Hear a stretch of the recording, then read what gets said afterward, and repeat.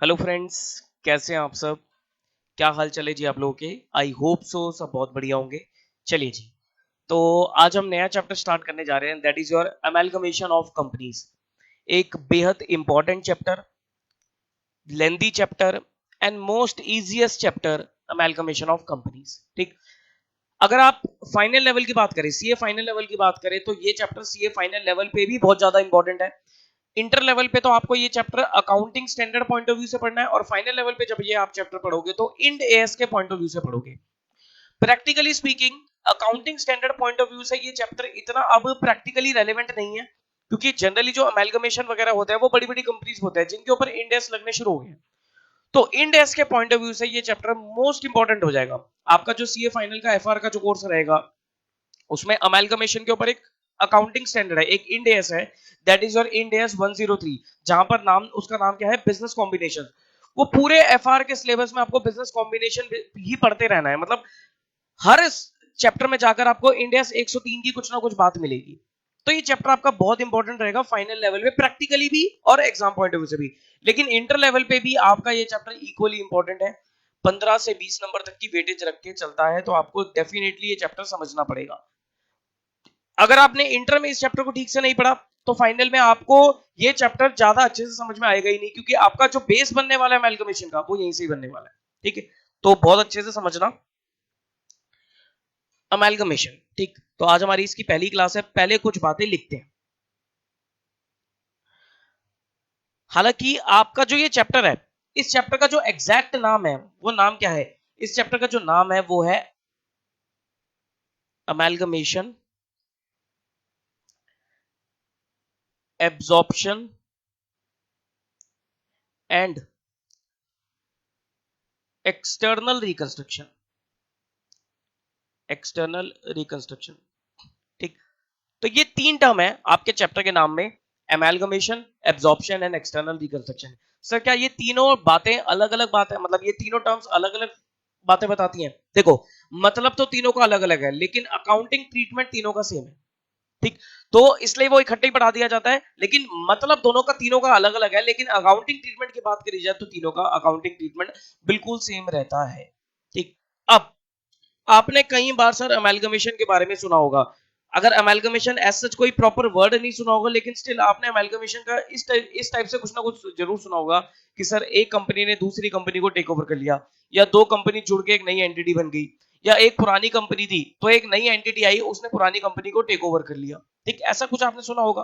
Vodafone idea का merger सुना आपने, ऐसे कई सारी, मारुति सुजुकी मिलकर मारुति सुजुकी बन गई। ऐसे सर कई सारे आपने मर्जर्स, एक्विजिशंस वगैरह न्यूज़पेपर में आजकल आते ही रहते हैं, तो वो आपने डेफिनेटली सुने होंगे। अब ये एक्चुअली में क्या है, what is this all about? ये क्या कहता है सर? देखो, जब एक कंपनी दूसरी कंपनी को टेक ओवर करती है, जब एक कंपनी दूसरी कंपनी के साथ मर्ज हो जाती है, या दो कंपनी मिलकर एक नई एंटिटी बनती है, ये सारी चीजें क्या कहलाती हैं? आपकी amalgamation, absorption, external reconstruction, mergers वगैरह, ये सब चीजें कहलाती हैं। अकाउंटिंग ट्रीटमेंट तीनों का एग्जैक्टली बिल्कुल सेम रहना होगा। ठीक, अब देखो, सबसे पहले अगर मैं बात करूं अमेलगमेशन की, तो लिखो,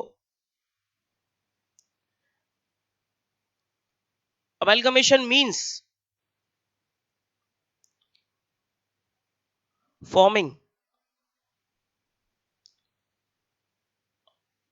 a new company to take over business of two or more existing companies। ठीक, अमेलगमेशन का मतलब क्या हुआ? एक नई एंटिटी बनाई जाती है, और वो क्या करती है, दो या दो से ज्यादा पुरानी कंपनीज को क्या कर लेती है, टेक ओवर कर लेती है। ठीक, मतलब दो पुरानी कंपनी थी, वो मिलकर क्या बन गई, एक नई एंटिटी बन गई, that is known as amalgamation. दो चीजें जुड़कर एक नई चीज बन जाती है, that is known as amalgamation. Example के तौर पे आप ये कह सकते हो कि sir A limited plus B limited is equal to C limited. जरूरी नहीं है दो, दो से ज्यादा भी हो सकती है। तो A limited plus B limited is equal to C limited, that is known as what, amalgamation. यहां पर क्या हुआ सर, जो ए लिमिटेड है, जो ए लिमिटेड है, A limited is an existing company, पुरानी कंपनी है। B limited is also an existing company, लेकिन ये जो सी लिमिटेड है, इट्स अ न्यू कंपनी, ये एक नई कंपनी बनी है, एक नई एंटिटी बनी है। This is known as what, amalgamation. ठीक, ओके सर।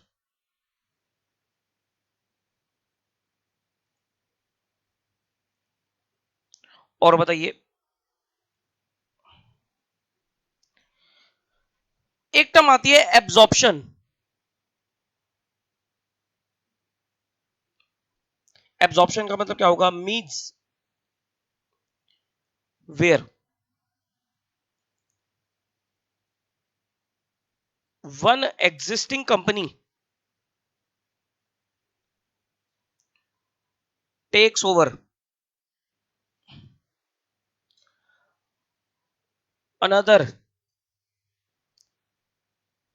एग्जिस्टिंग कंपनी या कंपनीज। ठीक, जब एक एग्जिस्टिंग कंपनी दूसरी एग्जिस्टिंग कंपनी को ही टेक ओवर कर लेती है, that is known as what, absorption. मतलब एक पुरानी कंपनी चलती थी, उसने किसी पुरानी कंपनी को खरीद लिया, that is known as absorption. Vodafone Idea, Vodafone ने क्या करा, आइडिया को खरीद लिया। वोडाफोन ने क्या करा, आइडिया को खरीद लिया, दैट इज योर एब्जॉर्प्शन। क्योंकि वोडाफोन भी पुरानी कंपनी है, आइडिया भी पुरानी कंपनी है, तो वोडाफोन ने आइडिया को खरीद लिया, that is known as what, absorption. ठीक, तो लिखो यहां पर क्या रहेगा,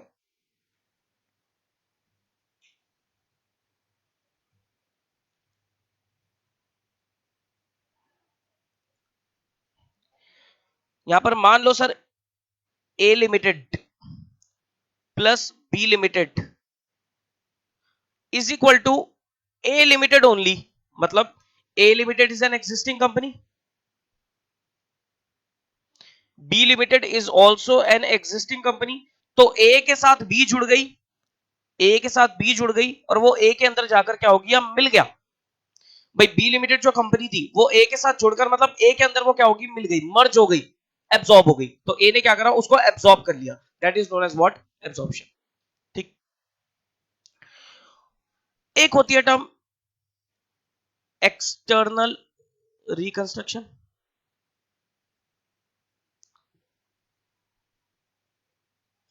एक्सटर्नल रिकंस्ट्रक्शन, इसका मतलब क्या होता है, it means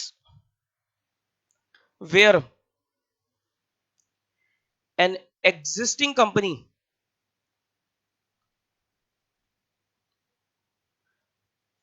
is transferred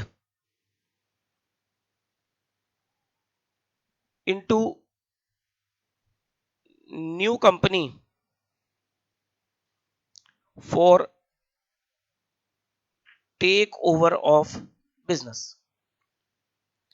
external reconstruction मतलब क्या हुआ सर, एक पुरानी कंपनी चलती आ रही थी, एक नई कंपनी बनाई गई, और उसने क्या करा, उस पुरानी कंपनी को एब्सॉर्ब कर लिया, उस पुरानी कंपनी को टेक ओवर कर लिया, that is known as external reconstruction.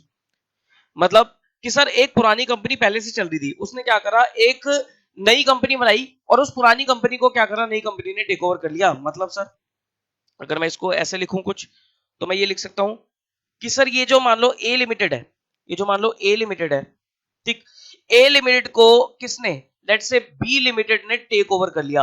A limited एक पुरानी कंपनी है, एग्जिस्टिंग कंपनी है, और B limited is a new company. तो ये क्या कहलाएगा, ये केस कहलाएगा आपका एक्सटर्नल रिकंस्ट्रक्शन।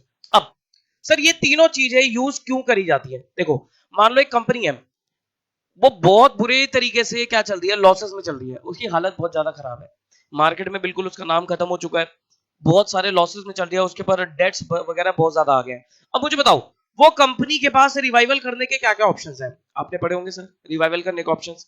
एक रिवाइवल का ऑप्शन होता है इंटरनल रिकंस्ट्रक्शन।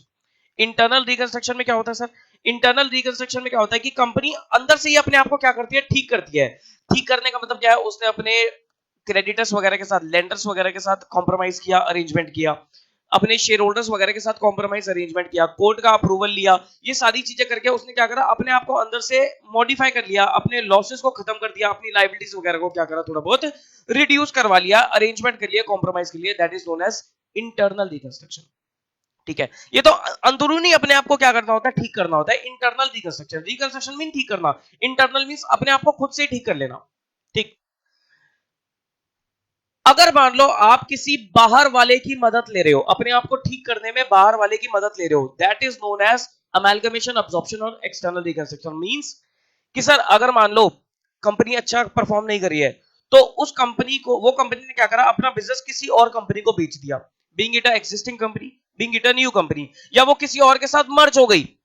तो ये सारी चीजें क्या कहलाएंगी, एमालगमेशन, absorption, external reconstruction.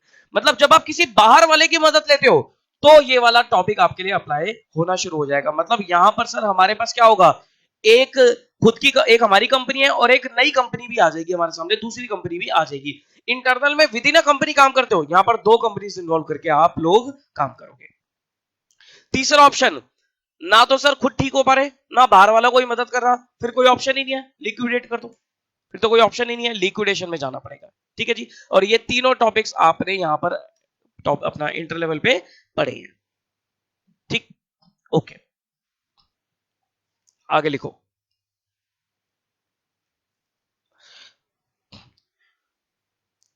For accounting purpose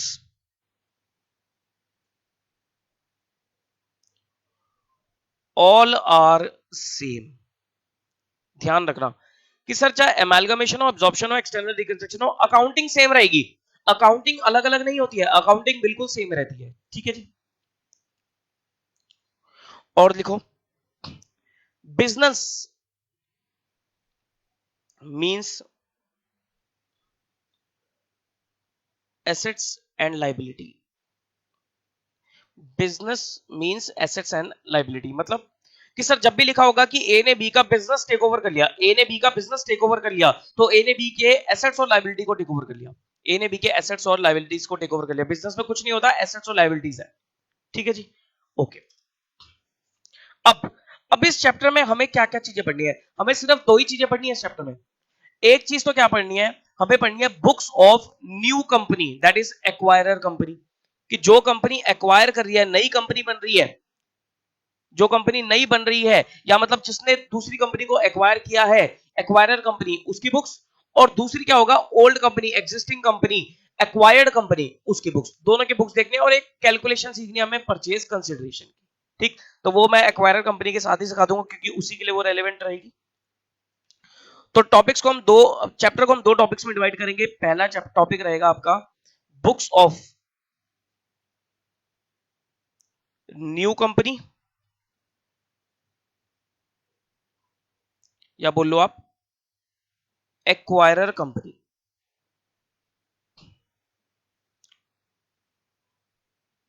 मतलब सर अगर ऊपर वाले एग्जांपल पे हूं, अगर ऊपर तीनों एग्जांपल पे हूं, तो न्यू कंपनी या एक्वायरर कंपनी कौन है? देखो, अमेलगमेशन में हमारे लिए न्यू कंपनी क्या है, सी लिमिटेड, तो इसकी बुक्स की बात कर रहा हूं मैं।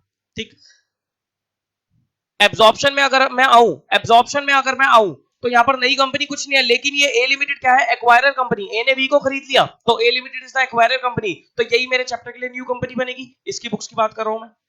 और अगर एक्सटर्नल रिकंस्ट्रक्शन में आऊं, तो क्या हुआ सर, बी कंपनी, एक नई कंपनी बनी, उसने एक और टेक ओवर कर लिया, तो बी की बुक्स की बात कर रहा हूं मैं।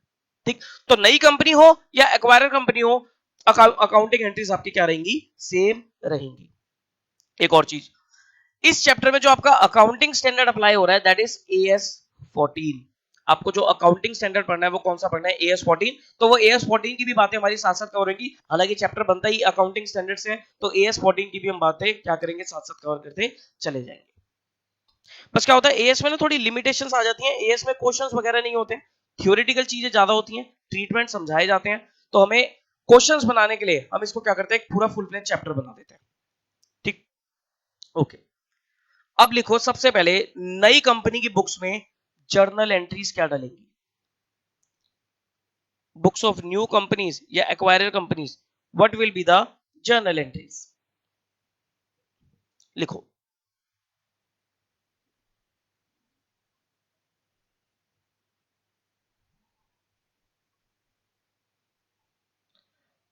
इन the nature of purchase, in the nature of merger. अब देखो बार बार आपको क्वेश्चन में ये कंफ्यूज नहीं होना, बच्चे आधे से टाइम तो यही कंफ्यूज हो जाते हैं, सर अमेलगमेशन है, एब्जॉर्प्शन है, एक्सटर्नल रिकंस्ट्रक्शन है, कोई फर्क नहीं पड़ता आपको, आपको कोई फर्क नहीं पड़ता, अकाउंटिंग सेम है। तो अगर मैं मान लो हर क्वेश्चन में अमेलगमेशन ही वर्ड बोलूंगा तो कोई दिक्कत वाली बात नहीं है, ठीक, क्योंकि तीनों सेम है। हाँ, यहां पर फर्क पड़ेगा, ये परचेज और मर्जर है, ये एक डिफरेंस है, ये आपको पढ़ना पड़ेगा, ये अलग है, ठीक। मर्जर का मतलब क्या हुआ, पूलिंग ऑफ इंटरेस्ट मेथड, इसको आप बोल सकते हो pooling of interest method. Sir ये क्या चीज है, देखो अकाउंटिंग स्टैंडर्ड 14 एएस 14 कहता है कि सर अमेलगमेशन दो तरीके से हो सकता है, या तो इन द नेचर ऑफ परचेज होगा या इन द नेचर ऑफ मर्जर होगा। सर हमें कैसे पता लगेगा कि इन द नेचर ऑफ परचेज है या मर्जर है, देखो अकाउंटिंग स्टैंडर्ड में कुछ कंडीशंस दे रखी हैं, अगर वो कंडीशन सेटिस्फाई हो जाती है तो वो amalgamation in the nature of merger कहलाएगा, अदरवाइज वो परचेज कहलाएगा। सर क्या कंडीशन है अभी नहीं पढ़ना, बाद में पढ़ेंगे, ठीक। अभी मैं सिर्फ परचेज के ऊपर से आपको बातें बता रहा हूं, जब आप पूरा चैप्टर कर लोगे then you will be able to identify purchase क्या है, मर्जर क्या है, ठीक। तो अभी तो सिर्फ एंट्री लिखो परचेज की, अभी कुछ कुछ टाइम हम परचेज की बातें करेंगे, मे बी एक या दो, दो या तीन लेक्चर्स तक लेक्चर्स लगेंगे इसमें, लगभग ये लगा लो 6-7 लेक्चर्स लग जाएंगे, ठीक। तो दो या तीन लेक्चर तो परचेज जाएगा, फिर मर्जर पे आ जाएंगे, और फिर एक दो लेक्चर हमारी ओल्ड कंपनी की बुक्स में भी बात होगी। ज्यादा टाइम हमारा किस पे लगेगा, परचेज पे लगेगा, ठीक। मान लो 3 लेक्चर परचेज पे लगे, 2 लेक्चर मर्जर पे लग गए 5, और 2 लेक्चर आपके बुक्स ऑफ ओल्ड कंपनी के पे लग गए, तो वही 6-7 के आसपास लेक्चर आपके बनेंगे, ठीक। कुछ एंट्री तो दोनों में ही सेम रहती है, कुछ एंट्री फर्क हो जाती है, तो पहले एंट्रीज को लिख लो। ऑन परचेज ऑफ बिजनेस, अच्छा एंट्री हम किसकी बुक्स में डाल रहे हैं, एंट्री हम डाल रहे हैं न्यू कंपनी की बुक्स में। देखो चैप्टर लेंथी है तो आपको ये मतलब घूम घूम नहीं जाना, बच्चे घूम जाते हैं कि सर हम कर क्या रहे हैं, आपको बस ये सोचते रहना है कि हम अभी कर क्या रहे हैं, हम इस समय कहां पर है, हम कहां पर है, हम ऐसा नई कंपनी की बुक्स में एंट्री डलवा रहा हूं मैं आपको, न्यू कंपनी की बुक्स में, अभी ओल्ड की तो बात ही नहीं कर रहा, न्यू कंपनी की बुक्स की बात कर रहा हूं, ठीक। बताओ, जब नई कंपनी बिजनेस को परचेज करेगी, जब नई कंपनी बिजनेस को परचेज करेगी, जिसे आप एग्रीमेंट डेट भी कह सकते हो, एग्रीमेंट डेट, तो एंट्री डलेगी क्या, परचेज ऑफ बिजनेस या एग्रीमेंट डेट, क्या एंट्री डलेगी,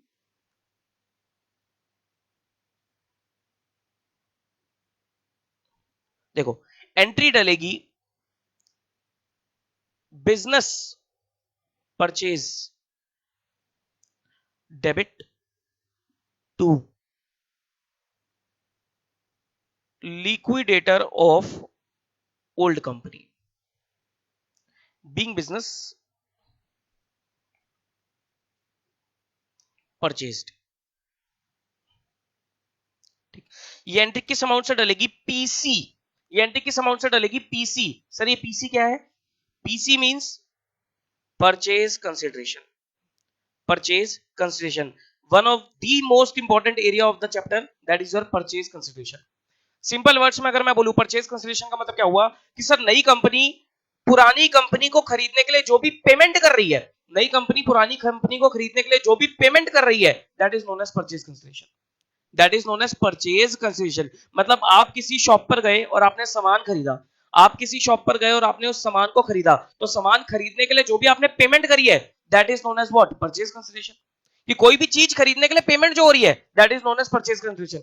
यानी कि जब नई कंपनी पुरानी कंपनी को खरीद रही है, तो पुरानी कंपनी को खरीदने के लिए नई कंपनी ने जो भी पेमेंट करी है, that is known as purchase consideration. Okay sir, थोड़ा सा मैं कलर कूलर चेंज कर रहा हूं, एक मिनट रुको, ये थोड़ा हैंग हो रहा है, एक मिनट बंद करके दोबारा ओपन कर रहा हूं मैं से।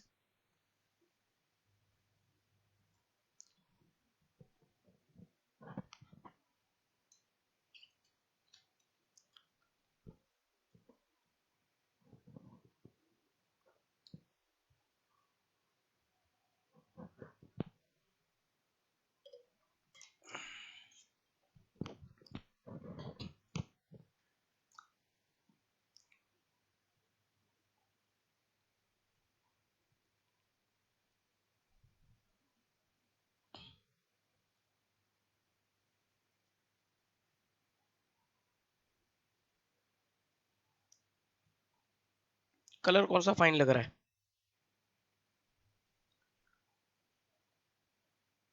जो थोड़ा सा ब्राइट करे चीजों को।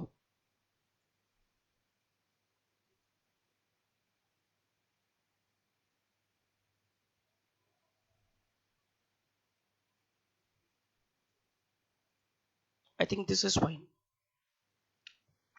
चलो, परचेज में तो एंट्री डल गई सर, क्या मर्जर में एंट्री सेम रहेगी या अलग होगी? सेम रहेगी, बस नाम चेंज हो जाएगा। नाम क्या डलेगा? Business merger debit to liquidator of old company, purchase consideration being business merged, being business merged. ठीक, ये पहली एंट्री होगी। आगे लिखो।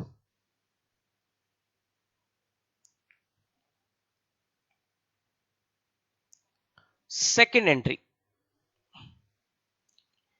सेकेंड एंट्री बनेगी बिजनेस को खरीदने की। भाई खरीदेंगे, अगर नई कंपनी पुरानी कंपनी को खरीद लेगी तो पुरानी कंपनी के एसेट्स और लायबिलिटीज किसके बन जाएंगे? नई कंपनी के बन जाएंगे। तो नई कंपनी क्या एंट्री डालेगी? सारे एसेट्स, जो भी उसने एसेट्स लिए, तो सारे assets debit, that is your sundry assets debit.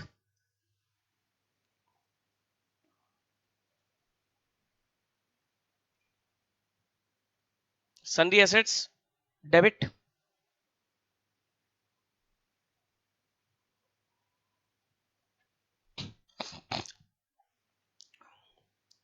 उसके बाद to sundry liabilities and to business purchase, business purchase. समझाओ ये एंट्री सब। बिजनेस परचेज में तो पीसी आ गया। ठीक, सन्ड्री एसेट्स और सन्ड्री लायबिलिटीज में क्या आएगा? ये स्टार लिख लो। स्टार क्या है सर? सन्ड्री एसेट्स और सन्ड्री लायबिलिटीज में आएगा आपकी एग्रीड वैल्यू, एग्रीड वैल्यू कि सर किस वैल्यू पे एसेट्स और लायबिलिटीज को टेक ओवर किया जा रहा है। और बिजनेस परचेज क्या है? परचेज कंसिडरेशन, मतलब आपने पेमेंट करी और आपको एसेट्स और लायबिलिटीज मिले। आपने पेमेंट करी, पैसा दिया, सामान मिला। पैसा दिया, पैसा फेंको, तमाशा देखो, पैसा दिया, सामान मिला। ठीक, तो बिजनेस परचेज में क्या हुआ? सब परचेज कंसेशन है, पैसा दिया, सामान क्या मिल गया? एसेट्स और लायबिलिटीज मिल गए। ठीक, अब उस टाइम पे सर फायदा भी हो सकता है, नुकसान भी हो सकता है। मान लो पैसा दिया 100 रुपए, सामान जो मिला है net assets, sundry assets minus sundry liability को नेट एसेट भी बोल सकता हूं, कि नेट में जो सामान मिला है वो मिला है 80 रुपए का। पैसा फेंका 100 रुपए, सामान मिला 80 रुपए, मतलब 20 रुपए एक्स्ट्रा दिए। तो वो एक्स्ट्रा किस चीज के दिए सर? वो एक्स्ट्रा गुडविल के दिए। बचपन से पढ़ते आ रहे हो, ये वाली चीज याद होनी चाहिए मेरे हिसाब से, कि सर जब भी आप एक्स्ट्रा पैसा दे रहे हो, सामान कम मिल रहा है, तो वो एक्स्ट्रा पैसा पार्टी को गुडविल का दे रहे हो। ठीक, ओके। पैसा दिया 100 रुपए, सामान मिला 120 रुपए का, फायदा हो गया 20 रुपए का, तो वो क्या कहलाएगा? Capital reserve. क्या कहलाएगा? Capital reserve. सर इसको कैपिटल रिजर्व क्यों बोलते हैं? क्योंकि एक्विजिशन, बिजनेस परचेज के टाइम के जो भी प्रॉफिट होता है वो कैपिटल नेचर के प्रॉफिट है, क्योंकि उसमें आपकी कोई मेहनत नहीं है। भाई अगर मैंने एक 100 रुपए का सामान देके 120 का सामान लिया, तो 20 रुपए का मुझे फायदा हो गया। क्या मेरी कोई मेहनत है उसमें? क्या मेरे कोई एफर्ट है उसमें? नहीं सर। तो वो मेरा कैपिटल नेचर का प्रॉफिट है। तो कैपिटल नेचर का प्रॉफिट कहां जाएगा? कैपिटल रिजर्व में जाएगा। ठीक, तो यहां पर आपकी गुडविल और कैपिटल रिजर्व आ सकता है। Capital reserve, this is your balancing figure. ठीक, तो मैंने डेबिट क्रेडिट कुछ नहीं लिखा। डेबिट है तो गुडविल होगा, क्रेडिट है तो कैपिटल रिजर्व होगा। स्टार मतलब एग्रीड वैल्यू, मतलब एसेट्स और लायबिलिटी किस वैल्यू पे लिए जा रहे हैं? एग्रीड वैल्यू पर लिए जा रहे हैं। Okay sir. Sir what about merger? Merger में क्या होगा? मर्जर में कुछ थोड़ी बातें चेंज है। मर्जर में आप सन्ड्री एसेट्स डेबिट करोगे, वो तो ठीक है सर, एसेट्स डेबिट होनी है। सन्ड्री लायबिलिटी क्रेडिट करोगे, ठीक है सर। टू बिजनेस मर्जर, लेकिन ध्यान रखना जब भी मर्जर होता है तो पुरानी कंपनी के रिजर्व्स एंड सरप्लस को भी टेक ओवर कर लिया जाता है। ठीक, यहां पर रिजर्व और सरप्लस को टेक ओवर नहीं किया जाता। यहां पर अगर आप बिजनेस को खरीद रहे हो तो आप उसके रिजर्व और सरप्लस नहीं ले रहे, रिजर्व और सरप्लस के बदले में तो आप उसे पैसा दे रहे हो। ठीक, लेकिन जब मर्ज कर रहे हो किसी के साथ तो आप सब चीज उसकी ले लोगे, रिजर्व और सरप्लस भी ले लोगे। तो ये ध्यान रखना, यहाँ पर एसेट्स को बुक वैल्यू पे लिया जाता है, लायबिलिटीज को भी बुक वैल्यू पे लिया जाता है, रिजर्व सरप्लस को भी बुक वैल्यू पे लिया जाता है, बिजनेस मर्जर परचेज कंसिडरेशन होगी। यहाँ पर जो बैलेंसिंग फिगर रहेगी वो कहां पर जाएगी, या तो आपकी जनरल रिजर्व में होगी या कैपिटल रिजर्व में होगी। ठीक, this is your balancing figure. ठीक, बोलो भाई, इतनी बातें क्लियर है। अभी मैं एंट्री लिखवा रहा हूं, जब डिटेल डिस्कशन की बारी आएगी तो मैं डिटेल में डिस्कस भी करूंगा उसे। अभी सिर्फ लिख लो, और लिखते लिखते बस जितनी बातें मैं बता रहा हूं उतनी बातें सुनते चले जाओ। एंट्री नंबर 3, अब आती है सर पेमेंट करने की एंट्री। किसकी एंट्री, पेमेंट करने की एंट्री। अब नई कंपनी पुरानी कंपनी को पे करेगी, क्या करेगी एंट्री, पुरानी कंपनी के लिक्विडेटर को पेमेंट हो रही है, liquidator of old company debit to equity share capital. भाई नई कंपनी पुरानी कंपनी को कैसे कैसे पे कर सकती है सर, नई कंपनी अपने शेयर इशू कर दे, वो भी मोड ऑफ पेमेंट है, अपने प्रेफरेंस शेयर इशू कर दे, वो भी मोड ऑफ पेमेंट है, कैश दे दे, वो भी मोड ऑफ पेमेंट है। ठीक है जी, तो equity share capital, preference share capital, और अगर प्रीमियम पे इशू किया तो सिक्योरिटी प्रीमियम आ जाएगा, कैश आ जाएगा, कैश में पेमेंट करिए तो कैश आ जाएगा। ध्यान रखना, ये जो इक्विटी और प्रेफरेंस होती है ये पेड अप कैपिटल होती है, ये फेस वैल्यू से आएगा। ठीक, अगर प्रीमियम पे इशू करे तो प्रीमियम अलग से क्रेडिट किया जाएगा। ठीक, यहां पर मर्जर में ये एंट्री आपकी सेम रहेगी, मर्जर में ये एंट्री आपकी क्या रहेगी, सेम रहेगी।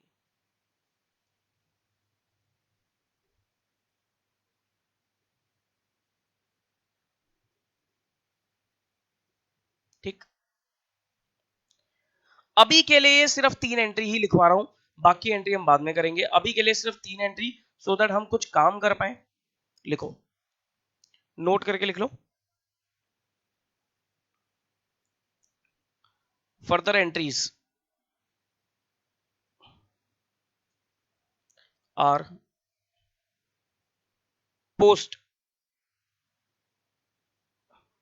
Amalgamation discussed later. हाँ जी, आगे की एंट्री आपकी पोस्ट अमेलगमेशन है, जो कि हम बाद में डिस्कस करके चलेंगे। ओके सर, इतनी बातें हमें थोड़ी एंट्रीज थोड़ी बहुत समझ में आ रही हैं कि क्या क्या एंट्री हमें डालनी है। ठीक है सर, ठीक है। अभी एक मेन मुद्दा रह गया सर, परचेज कंसिडरेशन कैसे निकाली जाएगी वो बता दो। आओ जी, परचेज कंसिडरेशन की कैलकुलेशन देखते हैं, the most important area, calculation of purchase consideration.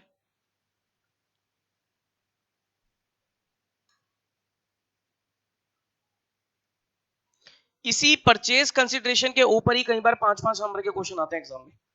Calculation of purchase consideration, वो कुछ नहीं पूछेगा, वो बोलेगा कैलकुलेट परचेज कंसिडरेशन, पीसी निकालो।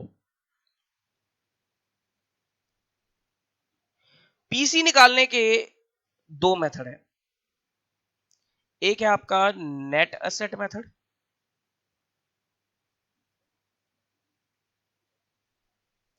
और एक है आपका net payment method. Net asset method और नेट पेमेंट मेथड लिखो।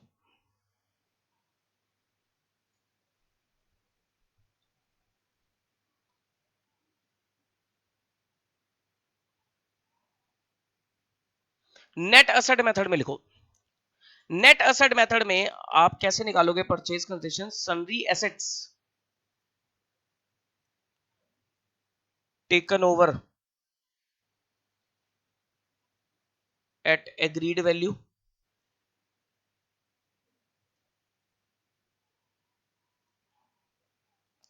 माइनस सन्ड्री लाइबिलिटी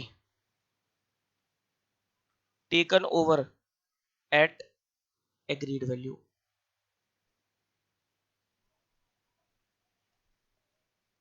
तो ये क्या निकल के आएगी आपकी परचेज कंसिडरेशन। सर इसका मतलब क्या हुआ, इसका मतलब हुआ अगर आपको ये नहीं पता, ध्यान से सुनना बहुत इंपॉर्टेंट चीज है, अगर आपको ये नहीं पता कि सर आपने सामान खरीदने के लिए कितने पैसे दिए हैं, अगर आपको ये नहीं पता कि आपने सामान को खरीदने के लिए कितने पैसे दिए हैं, तो मैं कैसे पता लगाऊंगा कि भाई वो सामान कितने का है, उस सामान की एक्चुअली में वर्थ को देखकर। मान के चलो ये एक सामान है, ये क्या है, बॉटल है। ठीक, मैं ये बॉटल मार्केट से खरीद के लेके आता हूं, ठीक, मान लो मेरा बेटा मार्केट से खरीद के लेके आया ये बॉटल, ठीक। अब मैंने उससे पूछा कि भाई साहब ये बॉटल कितनी खरीद के लाए हो? वो कहता है पापा पैसे ही नहीं पता, मैं भूल गया, मैं पैसे दिया है लेकिन मैं भूल गया। अब मुझे बताओ, मुझे कैसे पता लगेगा कि ये बॉटल कितने की है? मैं यही तो देखूंगा ये बॉटल की वर्थ कितनी है, ये बॉटल की वर्थ कितनी है, तो मुझे पता लग जाएगा। अगर ये बॉटल की वर्थ है 500 रुपए की, तो मैं कैसे पता लगाऊंगा परचेज कंसिडरेशन कितनी है? 500 रुपए की। बात समझ में आ रही है या नहीं आ रही? ठीक, मोस्ट इंपॉर्टेंट चीज है। मतलब अगर आपको कोई भी चीज के सामान की परचेज कंसिडरेशन पता करनी है, तो या तो आपको यह पता हो कि आपने उस सामान को खरीदने के लिए कितने पैसे दिए हैं, नेट पेमेंट मेथड है, नहीं तो वो सामान की वर्थ देख लो, that is your net asset method. तो नेट असेट मेथड अगर नई कंपनी ने लगाएगी परचेज कंसिडरेशन पीसी निकालने के लिए, तो वो कैसे निकालेगी? Sundry assets taken over at agreed value minus sundry liability taken over at agreed value, that is your purchase consideration. बात समझ में आई? Net asset method, I hope ये समझ में आया होगा। ओके, नेट पेमेंट मेथड क्या कहता है sir?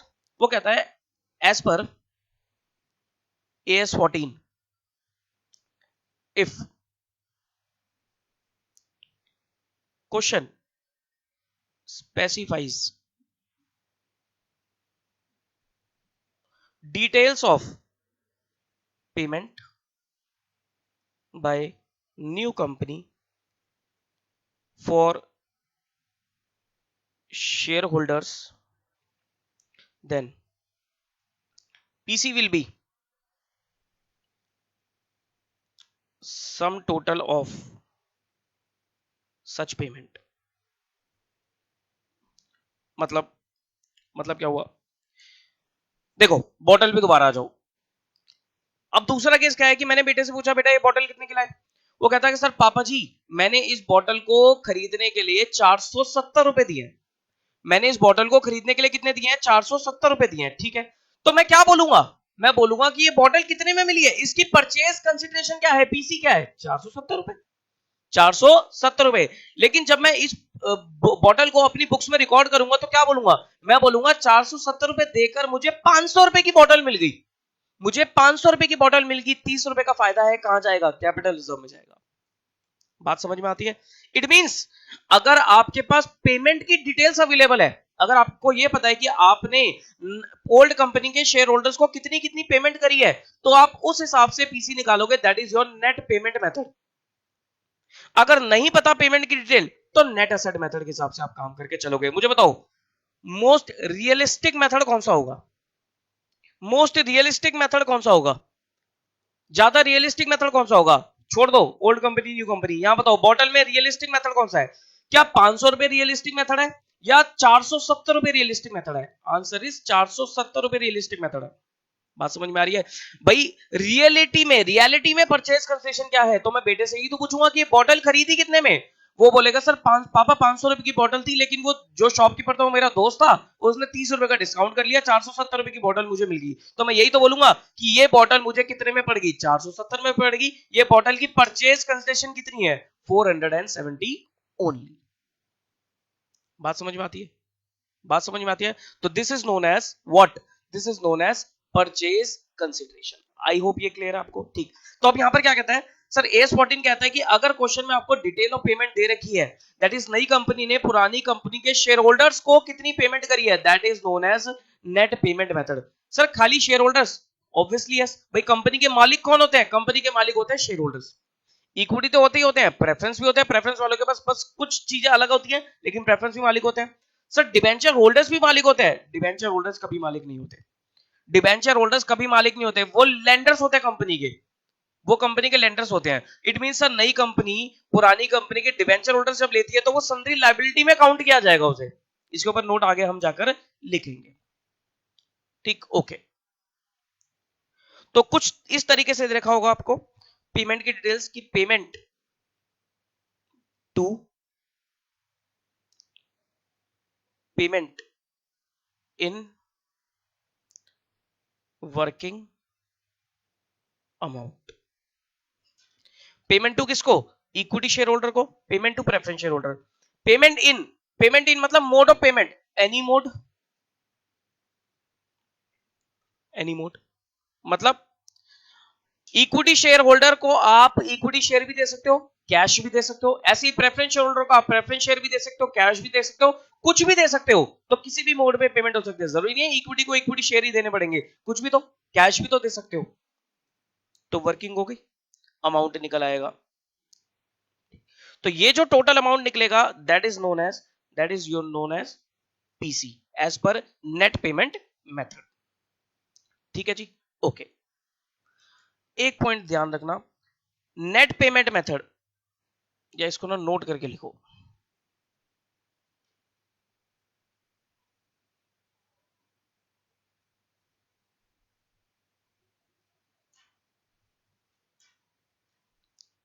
Note, net payment method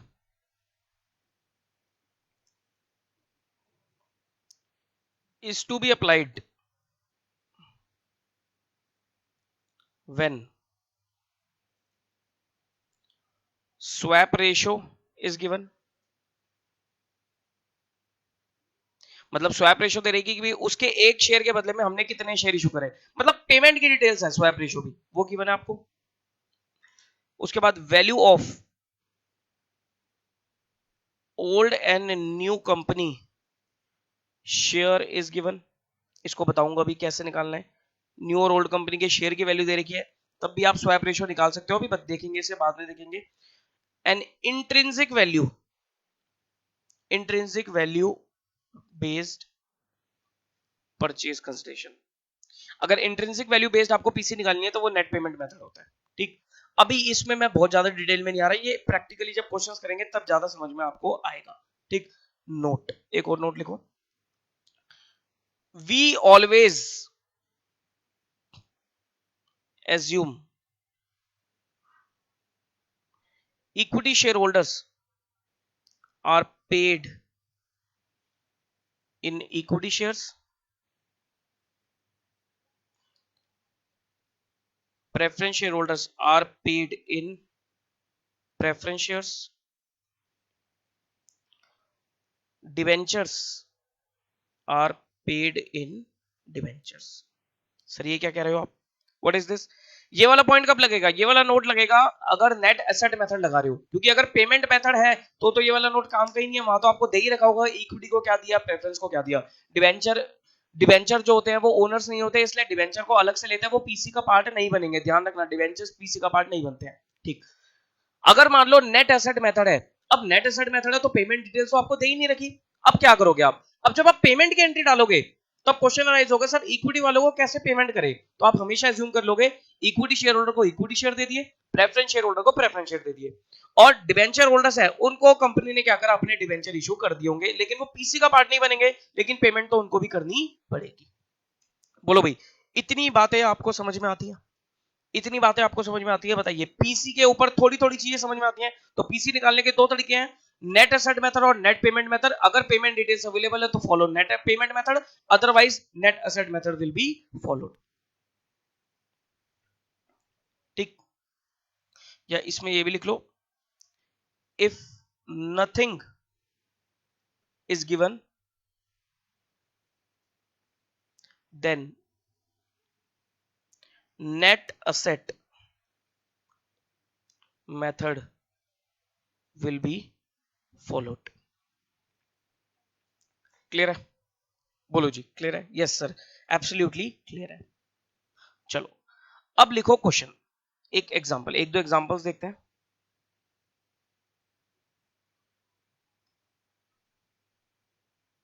example देखो, x limited has following assets and liability. ठीक है, एसेट्स में उसकी बुक्स हैं 15 लाख की, फर्नीचर 7 लाख का, land and building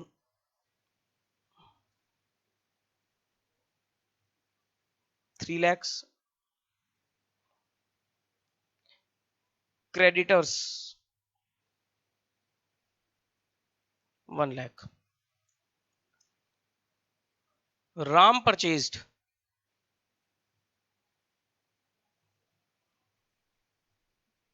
business of x limited. अब आपको ये नहीं सोचना सर अमेलगमेशन है, एब्जॉर्प्शन है, एक्सटर्नल रिकंस्ट्रक्शन है, क्या है, छोड़ दो उस चीज को, छोड़ दो। हमारे लिए तीनों चीजें अकाउंटिंग पर्पस के लिए सेम है। ठीक। Ram purchase business of x limited, उसने बुक्स को टेक ओवर किया कितने रुपए में, 16 लाख में। फर्नीचर टेक ओवर किया 3 लाख में।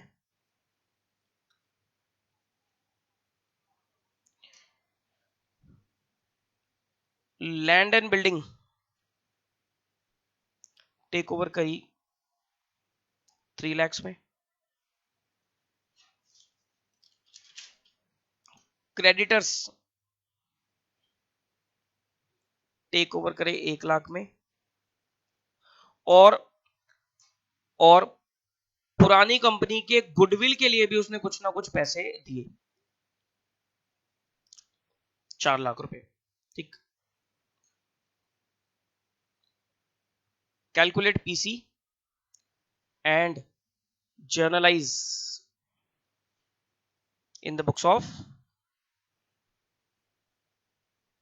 राम लिमिटेड।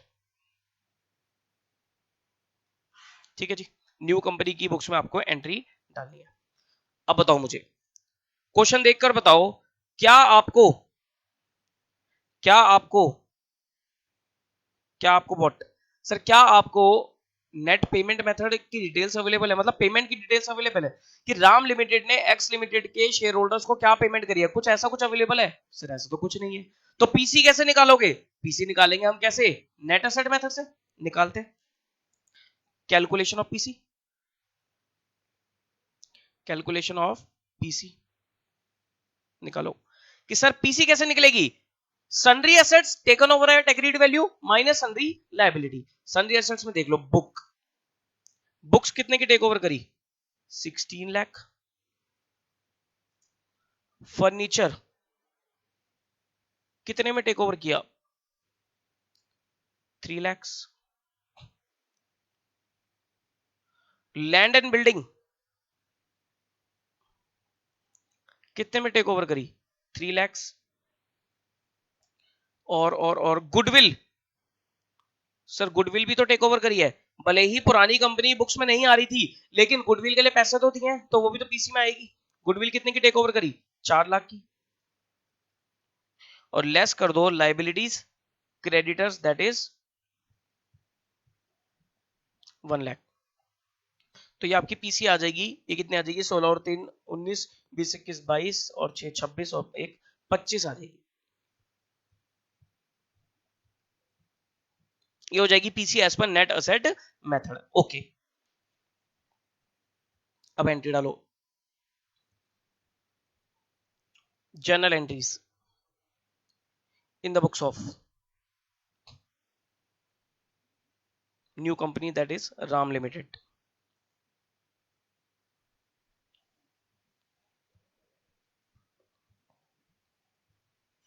क्या क्या एंट्री डालेंगी? पहली एंट्री बताओ भाई, पहली एंट्री क्या थी? सर पहली एंट्री थी बिजनेस को परचेज करने की, दैट इज बिजनेस परचेज। नई कंपनी बोलेगी कि बिजनेस खरीदा, बिजनेस परचेज डेबिट। कितने का बिजनेस खरीदा, धंधा खरीदा कितने का, 25 लाख रुपए का। टू, पेमेंट करनी है, एक लाइबिलिटी आ गई, लिक्विडेटर्स ऑफ ओल्ड कंपनी, कि भाई पुरानी कंपनी को पेमेंट करनी है, लेकिन उसके लिए वर्ड यूज करा जाता है लिक्विडेटर्स, तो liquidators of old company 25 lakh. Being business purchased,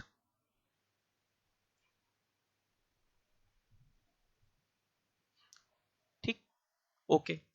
second, अब बताओ ये 25 लाख रुपए देकर, ये 25 लाख रुपए देकर आपको मिला क्या क्या? सर ये 25 लाख रुपए देकर मुझे बुक्स मिली, बुक्स मिली हमें 16 लाख की, हम मतलब नई कंपनी को। फर्नीचर मिला कितने का, 3 लाख का, ये सब agreed value. Land and building मिली कितने की, 3 लाख की। गुडविल, गुडविल मिली कितने की? 4 लाख की। To creditors 1 lakh and to business purchase, purchase that is your 25 lakh. Being assets and liability taken over. बोलो भाई, इतनी बातें समझ में आती है? इतनी बातें समझ में आती है? Yes sir. अब इसमें मैं एक छोटा सा डिस्कशन आपके साथ करूंगा।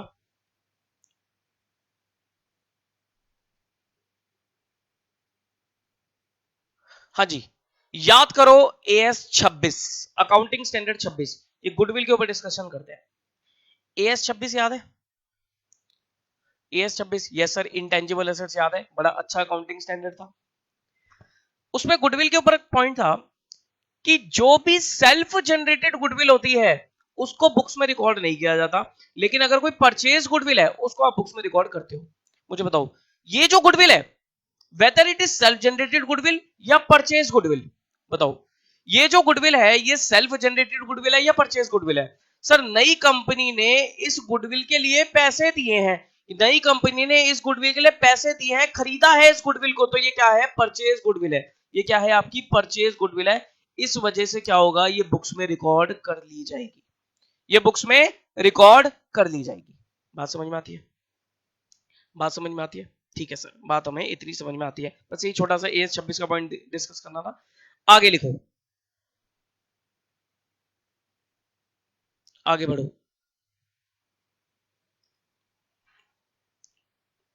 थर्ड, अब मुझे बताओ, पेमेंट करेंगे लिक्विडेटर ऑफ एक्स लिमिटेड। अब क्या करें सर, हमें तो पता ही नहीं कि इक्विटी है प्रेफरेंस है, मान के चलते हैं इक्विटी है, मान के चलते हैं सारे के सारे इक्विटी शेयर होल्डर है, कुछ नहीं दे रखा, तो इक्विटी शेयर होल्डर को कैसे पे करोगे? इक्विटी शेयर कैपिटल में ही पे करोगे कि नई कंपनी ने अपने शेयर्स इशू कर दिए, कि 25 लाख रुपए के अपने क्या करे? शेयर्स इशू कर दिए। Being PC settled. बताओ भाई, पीसी निकालनी आई, थोड़ी थोड़ी एंट्री करनी आई।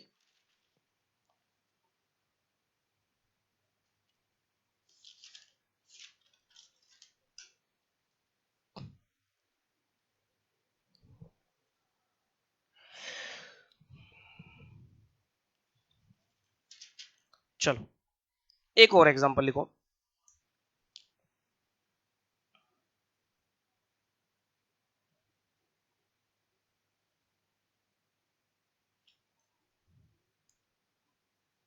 The following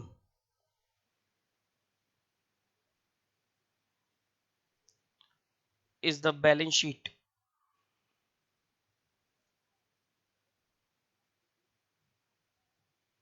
of A limited.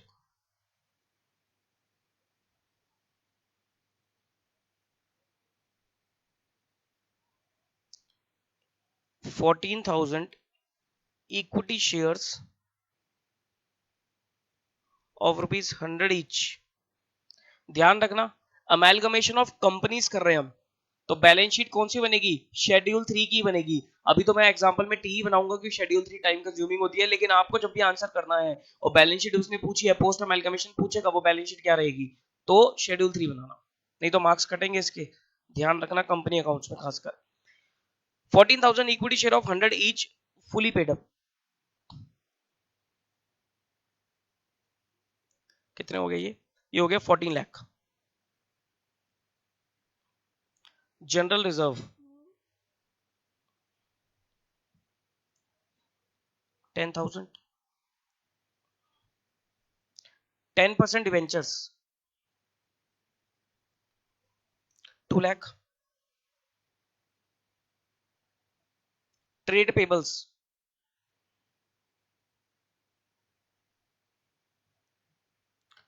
240, bank overdraft 50. Sundry assets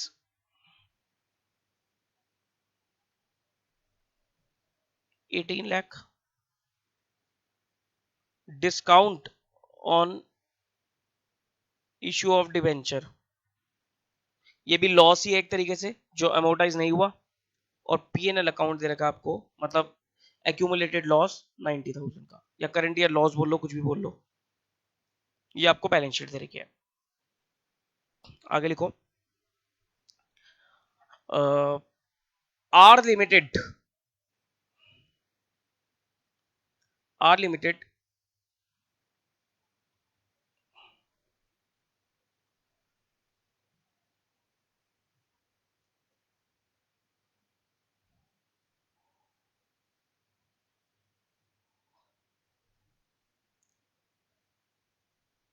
agreed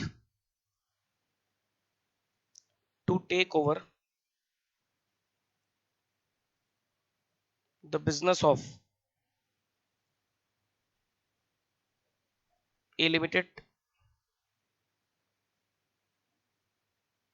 Calculate PC under net asset method from the following. ठीक है, उसने तो बोल ही दिया नेट एसेट मेथड, हालांकि देखते हैं पेमेंट डिटेल्स होंगी ही नहीं, इसलिए नेट एसेट मेथड बोला है। Market value, the market value of 75% of sundry assets is estimated to be 12% more than book value,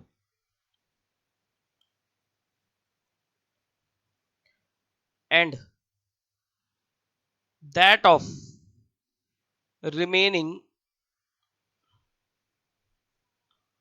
25%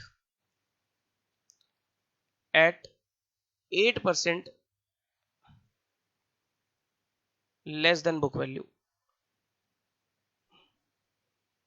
मतलब वो कह रहे हैं 75% जो संधि एसेट्स है उनको किस वैल्यू पे लेकर गए हम, उनको 112% पे लेके गए हैं। 112% मतलब 12% more than the book value, और बाकी जो 25% बचे उनको 92% पे लेके गए हैं, मतलब 8% less than the book value. अभी देखते हैं कैसे कैलकुलेशन इसकी होगी। The liabilities are taken over at book values, there is an unrecorded liability of 25,000। ठीक है, एक अनरिकॉर्डेड लाइबिलिटी भी थी 25,000 रुपए की। ठीक, journalise in the books of नई company that is R limited. PC भी निकालनी है आपको और जर्नल एंट्री डालनी है न्यू कंपनी की बुक्स में। अब मुझे बताओ, can you apply net payment method? क्या आप नेट पेमेंट मेथड यहां पर लगा सकते हो? सोचो, can you apply net payment method? Answer is no. Sir payment details तो अवेलेबल है ही नहीं, तो नेट पेमेंट मेथड लग ही नहीं सकता। So we have to apply what? We have to apply net asset method. लगाओ लगाओ जी, नेट एसेट मेथड से पीसी निकालो।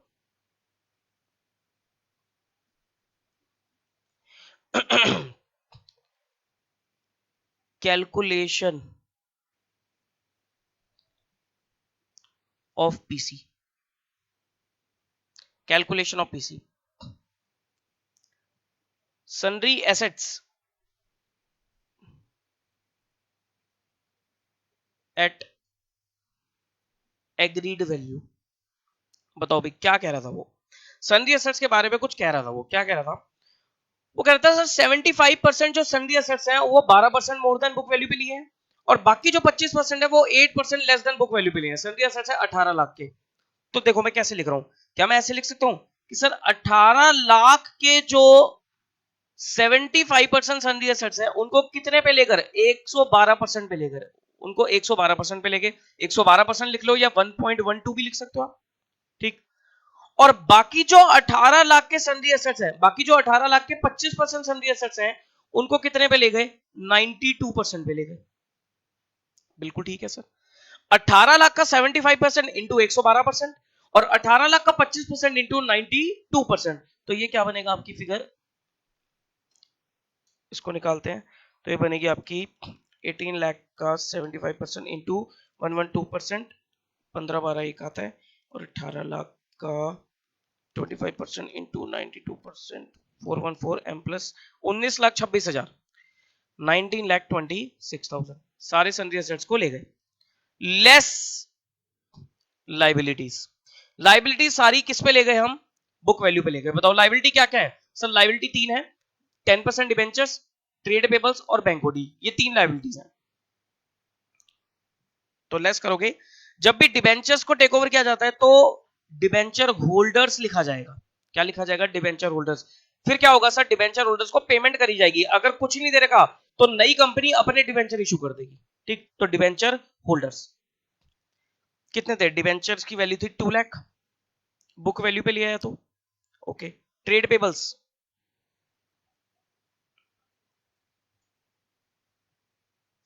240, bank OD, bank OD is 50,000, और एक वो अनरिकॉर्डेड लाइबिलिटी की बात कर रहा था कि there is a unrecorded liability of 25,000, तो लिखोगे आप अनरिकॉर्डेड लाइबिलिटी कितने की, 25,000 की। कितनी होगी PC, 1926 minus 2 lakh minus 240 minus 50 minus 25, 14,11,000, 14,11,000। This is your what, this is your PC as per net asset method, ठीक। पीसी निकल गई, एंट्री डालो in the books of R limited, in the books of R limited, डालो फटाफट entries.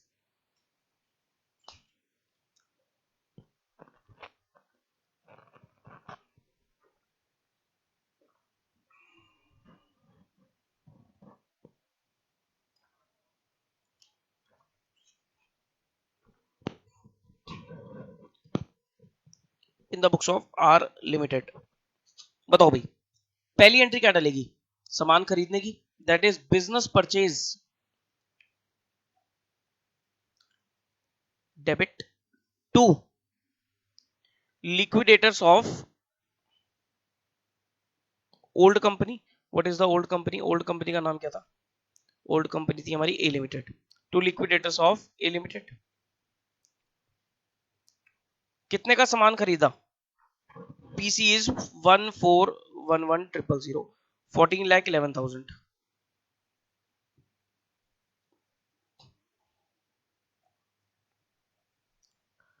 being business purchased,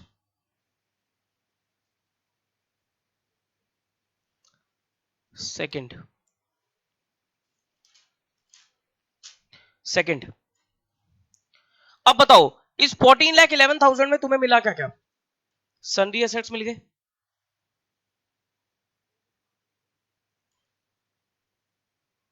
1926 के, to debenture holders, 2 lakh के debenture holders को payment करनी है, to trade payables, trade payables कितने के थे, 240 के थे, बैंक ओडी, बैंक ओडी कितने का 50,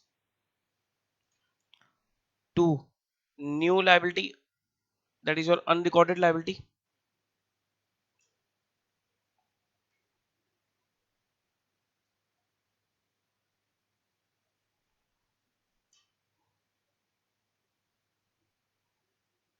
unrecorded liability 25,000 and 2 business purchase.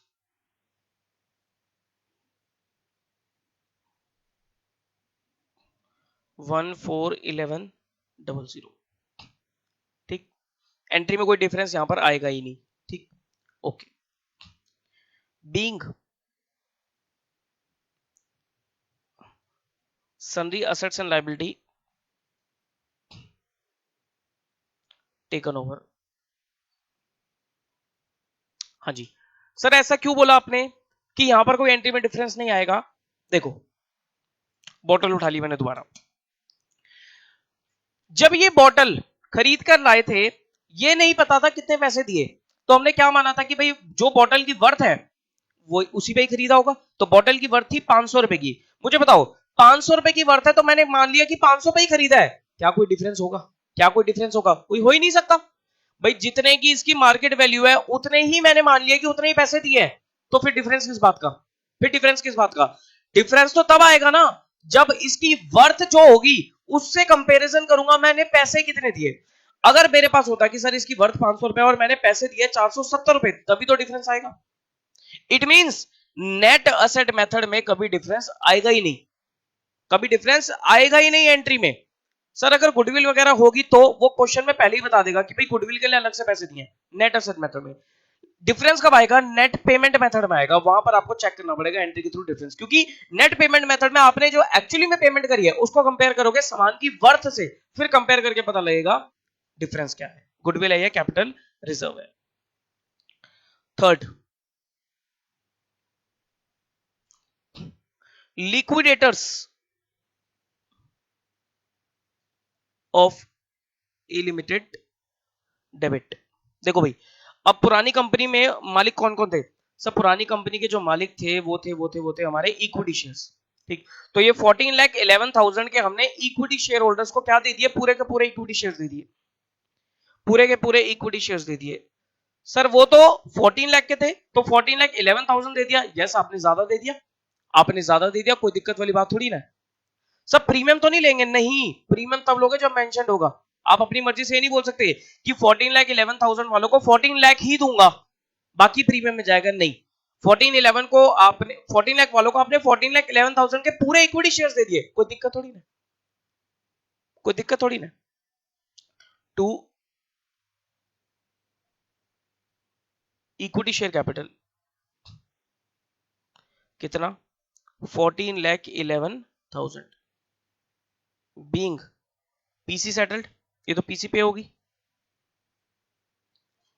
अभी भी एक चीज बची है सर, ये जो डिवेंचर होल्डर्स है, ये जो ऊपर डिवेंचर होल्डर्स है, इन डिवेंचर होल्डर्स को भी पेमेंट करनी पड़ेगी। या तो क्वेश्चन में बता दिया जाएगा कि भी कैसे पेमेंट करिए, अदरवाइज आप मान के चलोगे आपने नई कंपनी ने सेम डिवेंचर इशू कर दिए, तो लिखोगे आप डिवेंचर होल्डर्स।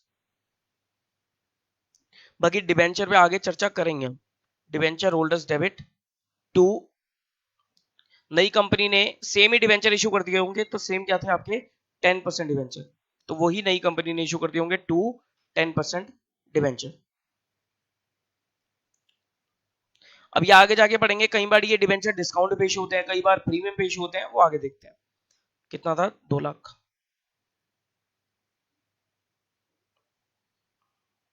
बीइंग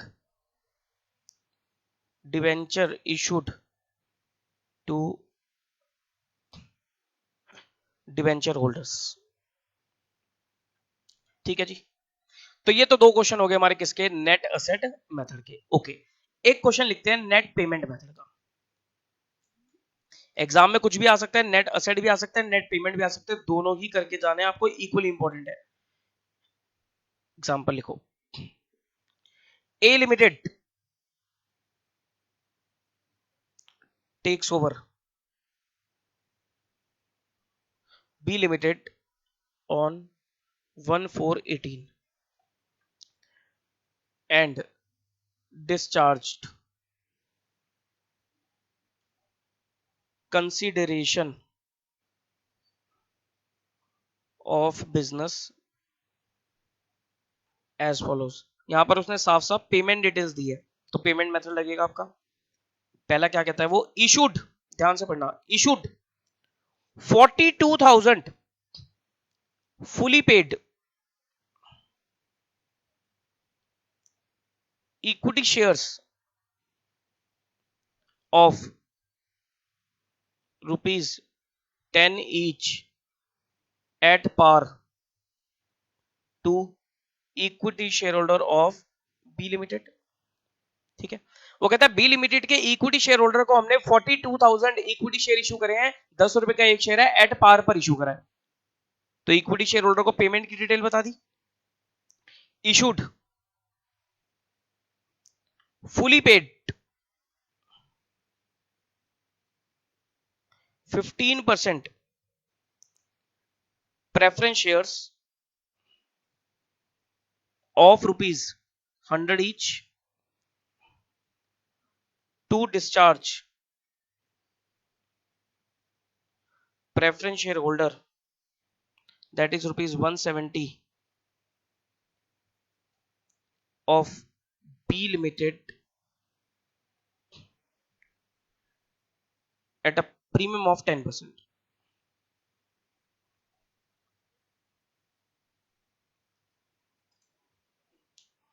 मतलब वो कहता है कि सर जो पुरानी कंपनी के प्रेफरेंस शेयर होल्डर थे 1,70,000 के, उनको हमने 10% प्रीमियम पर डिस्चार्ज करा है और हमने 15% प्रेफरेंस शेयर इशू करे हैं ऑफ रुपीज 100 ईच। यानी कि एग्रीड वैल्यू क्या है सर? एग्रीड वैल्यू है 1,70,000 रुपए प्लस 10% का प्रीमियम। तो प्रीमियम पे आपने क्या करा है? उनको डिस्चार्ज किया है और अपने 15% शेयर इशू करे हैं। ठीक है सर, अभी इसको भी देखते हैं। Third, it is agreed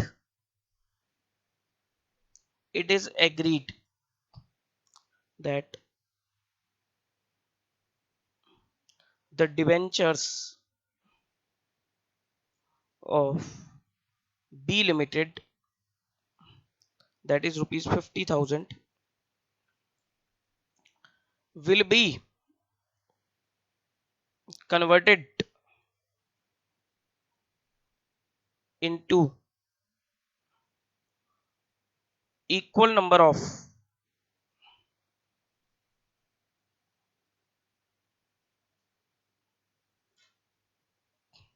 equal number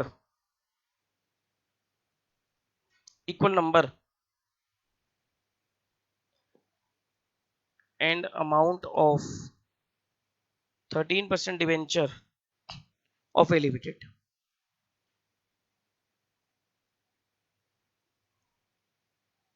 Calculate purchase consideration।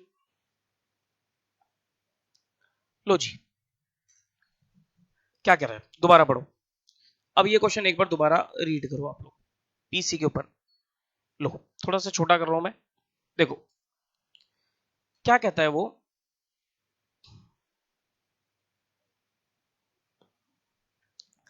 वो कहता है सर ए लिमिटेड ने बी को टेक ओवर किया 1/4/18 को और परचेज कंसिडरेशन कुछ इस तरीके से पे करी है।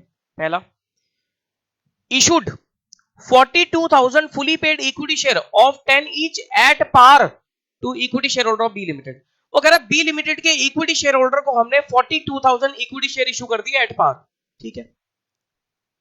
Issued fully paid up 15% preference share of 100 each to discharge, यहां से लाइन पढ़ना, to discharge preference shareholder 170 of B Limited at a premium of 10%। मतलब बी लिमिटेड के जो प्रेफरेंस शेयर होल्डर थे 1,70,000 के, उनको आपने 10% प्रीमियम के साथ पेमेंट करी है। यानी कि 1,70,000 प्लस 10% आपने जो इनकी रिडेम्पशन करी है, जो आपने इनकी रिडेम्पशन करी है वो किसने पे करी है? 170 प्लस 10%, यानी कि 187 पे रिडेम्पशन करी है। और ये 187 को पेमेंट कैसे करी है आपने? अपने 15% प्रेफरेंस शेयर इशू कर दिए 100 रुपए के हिसाब से। बात समझ में आती है? It is agreed that debentures of old company 50,000 will be converted into equal number and amount of 13% debenture of A Limited। वो कह रहा है पुरानी कंपनी की जो डिबेंचर है 50,000 के, वो सेम नंबर और सेम अमाउंट में नई कंपनी के 13% डिबेंचर में कन्वर्ट हो जाएंगे। पीसी के लिए क्या यूज करूंगा? इक्विटी शेयर होल्डर यूज करूंगा, प्रेफरेंस शेयर होल्डर यूज करूंगा, लेकिन डिबेंचर यूज नहीं करूंगा, क्योंकि डिबेंचर होल्डर्स मालिक नहीं होते, वो कंपनी की लाइबिलिटीज है, उसको अलग से पेमेंट होती है, वो पीसी का पार्ट नहीं बनती। सब परचेज कंसिडरेशन जाती किसको है? कंपनी के मालिक को। ठीक, ओके, अब इसको सॉल्व करो। अब इसका एक छोटा सा फॉर्मेट ध्यान रखना। नेट पेमेंट मेथड में calculation of PC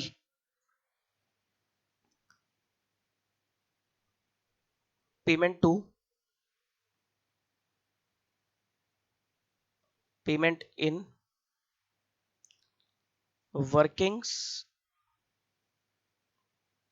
amount, payment to payment in workings amount. बताओ, payment to equity share holder, payment in मतलब mode of payment, mode of payment क्या है सर? इक्विटी शेयर्स दे रहे हैं हम।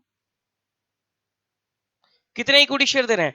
42,000 इक्विटी शेयर दे रहे हैं, 10 रुपए का एक शेयर, यानी कि 4,20,000 की शेयर कैपिटल। ठीक। प्रेफरेंस शेयर होल्डर्स को हम क्या दे रहे हैं? हम दे रहे हैं 15% प्रेफरेंस शेयर्स। कैसे? 170 प्लस 17,000, 17,000 मतलब 10%, या तो 170 का 110% लिख दो, या 170 प्लस 17,000 लिख दो, यानी कि 187 के हम क्या करेंगे? 15% प्रेफरेंस शेयर इशू कर देंगे 100 रुपए के हिसाब से। तो टोटल कितना होगा ये? 420 प्लस 187, 6,07,000 की क्या बन जाएगी आपकी नेट पेमेंट मेथड के हिसाब से परचेज कंसेशन। यहां पर आपका डिफरेंस निकल सकता है, गुडविल सीआर निकल सकता है। कैसे? आप चेक करोगे कि 6,07,000 रुपए में मिला क्या क्या, सन्ड्री एसेट्स और सन्ड्री लायबिलिटी एग्रीड वैल्यू पे चेक करके आपको पता लग जाएगा गुडविल है या सीआर है। ठीक, वो डिटेल आपको यहां नहीं दे रही, तो उसको हम छोड़ देते हैं अभी। बोलो भाई, तो आपको पीसी कैलकुलेट करनी समझ में आती है? यस, पीसी की कैलकुलेशन थोड़ी बहुत समझ में आती है by both methods, net asset और नेट पेमेंट मेथड से। अब हम इसके थोड़े बहुत बुक के क्वेश्चन देखते हैं कि कैसे आपको करना है, फिर मैं आपको डिबेंचर का केस भी समझाऊंगा, डिबेंचर्स का आपको किस तरीके से काम करके चलना है। ठीक, फिर उसके बाद जो अभी मैंने सारी एंट्रीज नहीं कराई नई कंपनी में, नई कंपनी में अभी और एंट्रीज होनी है, टोटल मिला के 8-9 एंट्रीज है, वो अभी होंगी। उसके बाद हमारी नई कंपनी खत्म होगी, उसके मिक्स क्वेश्चंस करेंगे, then will start old company. तो देखो, तीन चैप्टर में, तीन पार्ट्स में चैप्टर को डिवाइड किया। बुक्स ऑफ न्यू कंपनी, साथ साथ मैंने पीसी कैलकुलेशन समझा दी, फिर बुक्स ऑफ ओल्ड कंपनी। अभी नई कंपनी में मैंने आपको सिर्फ 3 एंट्री दिखाई है, ठीक, और पीसी कैलकुलेशन समझा दी। अब पीसी कैलकुलेशन के क्वेश्चंस करेंगे along with 3 entries of book new company. ठीक, उसके बाद फिर मैं आपको क्या कराऊंगा, नई कंपनी की बुक्स में आगे की एंट्री, टोटल 8 से 10 एंट्रीज है, वो आगे की एंट्रीज कराऊंगा। फिर उसके बाद हम फुल फ्लेज क्वेश्चन करेंगे जिसमें पीसी भी निकालनी है और नई कंपनी की बुक्स में सारी एंट्री डालनी है, प्लस नई कंपनी की बैलेंस शीट भी बनानी है, वो फुल फ्लेज क्वेश्चन हो जाएगा। Then we will move to next part, that is your amalgamation in the nature of merger. Merger वाला भी केस आएगा।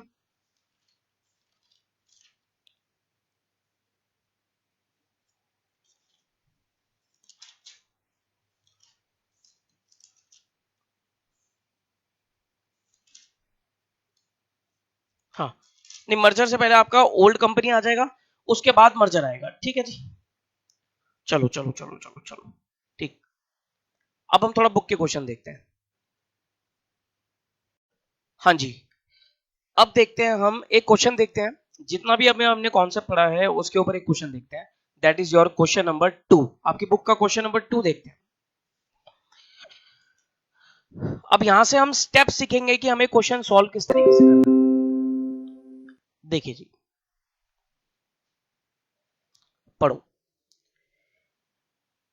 S Limited is absorbed by P Limited. The draft balance sheet of S Limited is as under. सबसे पहला काम आपको क्या करना है, ध्यान रखना, सबसे पहला काम आपको ये करना है कि आपको आइडेंटिफाई करना है कि कौन सी न्यू कंपनी है, कौन सी ओल्ड कंपनी है। न्यू कंपनी हो या एक्वायरर कंपनी हो, बात एक ही है, और ओल्ड कंपनी या एक्वायर्ड कंपनी हो, बात एक ही है। ठीक, न्यू कंपनी कौन सी कंपनी होती है? जो बिजनेस खरीद रही है, और ओल्ड कंपनी कौन सी होती है? जो बिक रही है। अब यहां पर क्या है sir? S limited is absorbed by P limited, यानी कि एस लिमिटेड को पी लिमिटेड ने क्या करा है? एब्सॉर्ब कर लिया। तो S limited is old company, ये बिक रही है, और P limited is new company. ठीक है जी, अभी मैंने आपको किस के पॉइंट ऑफ व्यू से काम करना सिखाया है? पी लिमिटेड के पॉइंट ऑफ व्यू से। न्यू कंपनी की बुक्स में आपको काम करना सीखा है, ओल्ड कंपनी की बुक्स में अभी बाद में आते हैं। आपके पास ओल्ड कंपनी की बैलेंस शीट दे रखी है, किस तरीके से? बैलेंस शीट में आपके पास है शेयर कैपिटल में 2000, 7% preference shares of 100 each fully paid up, 2 lakh rupees की, 2000 7% प्रेफरेंस शेयर्स है, और 5000 equity share of 100 each fully paid up, 5 lakh रुपए के। देखो, अगर तो आपको ये डिटेल अवेलेबल हो जाए, क्वेश्चन पढ़ के अगर आपको मिल जाए कि भाई प्रेफरेंस शेयर को कितने दिए, इक्विटी शेयर को कितना दिया, तो नेट पेमेंट मेथड लगा के आप पीसी निकाल सकते हो। अगर इन दोनों की पेमेंट डिटेल्स अवेलेबल नहीं है, फिर आपको क्या करना पड़ेगा, नेट एसेट मेथड लगाना पड़ेगा। रिजर्व्स में you have 6% debentures of 2 lakh, अच्छा रिजर्व 3 लाख के, 6% डिवेंचर 2 लाख और ट्रेड पेबल्स 1 लाख के, सन्धी एसेट्स 13 लाख के। ठीक है जी। P Limited has agreed to issue 9% preference share of 100 each in the ratio of 3 shares of P Limited for every 4 shares in S Limited। मतलब हर 4 share के बदले में वो 3 शेयर देंगे। प्रेफरेंस शेयर्स की अगर बात करें तो हर 4 शेयर्स के बदले में 3 शेयर दिए जाएंगे। तो this is the swap ratio 3/4। Okay sir, preference shareholders को पे करने की डिटेल आपके पास अवेलेबल है। To issue to debenture holder in S Limited 8% mortgage debentures at 96 in lieu of 6% debenture in S Limited which are to be redeemed at premium of 20%। वो कह रहा है नई कंपनी पुरानी कंपनी के डिबेंचर्स को 20% प्रीमियम पे रिडीम करेगी, यानी कि पुरानी कंपनी के डिबेंचर्स को 20% एक्स्ट्रा देगी, 120% पे टेक ओवर कर रही है और उसके बदले में वो अपना एक डिबेंचर 96 रुपीस का इशू करेगी, डिस्काउंट पर इशू कर रही है। ये देखते हैं, मुझे बताओ क्या ये डिबेंचर होल्डर्स को पेमेंट कर रहे हैं, क्या ये पीसी का पार्ट बनेंगे? सर ये पीसी का पार्ट नहीं बनेंगे, ये बन जाएगा पीसी का पार्ट। ठीक, थर्ड पॉइंट देखो, टू पे ₹20 पर शेयर इन कैश। वो कह रहा है हर शेयर होल्डर को 20 रुपए पर शेयर तो हम कैश देंगे। And to issue 6 equity shares of 100 each, market value 125 in lieu of every 5 shares held in S limited. वो कह रहा है हर 5 शेयर के बदले में 2 शेयर देंगे, यानी कि 2/5 का देंगे। सर ये 125 क्या है? वो कह रहा है नई कंपनी अपने शेयर की जो वैल्यू रखेगी वो 125 रुपए रखेगी, यानी कि 100 का शेयर 125 में इशू हो रहा है, इट मींस 25 रुपए के प्रीमियम पर इशू हो रहा है। ठीक है sir. To assume the liability to trade payables, ये क्या दे रखा है, assume the liability to trade payables।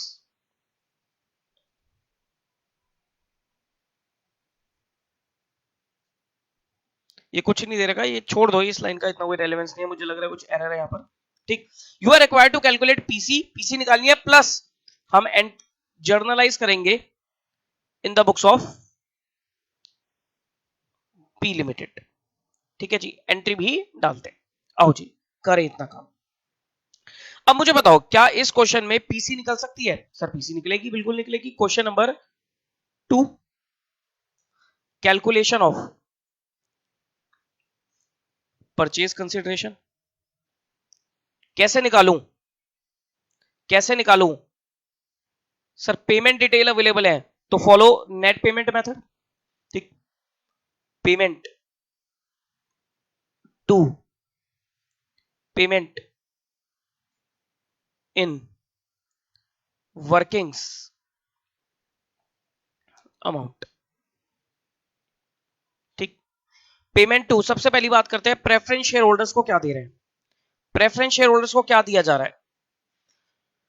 To issue 9% preference shares of 100 each in the ratio of 3 shares of P Limited for 4 preference shares in S Limited। यानी कि हर 4 के बदले में 3:4 is the swap ratio, और एक शेयर कितने का issue हो रहा है? 100 रुपए के हिसाब से इशू हो रहा है, फेस वैल्यू पे इशू हो रहा है। तो प्रेफरेंस शेयर होल्डर्स को हम क्या दे रहे हैं? हम दे रहे हैं 9% प्रेफरेंस शेयर्स। अब पुरानी कंपनी के नंबर ऑफ प्रेफरेंस शेयर्स कितने हैं? पुरानी कंपनी के नंबर ऑफ प्रेफरेंस शेयर्स है 2000 रुपए, सॉरी 2000। तो आप कह सकते हो कि सर 3/4 इंटू 2000 और एक प्रेफरेंस शेयर 100 रुपए के हिसाब से, तो कितना अमाउंट बनता है?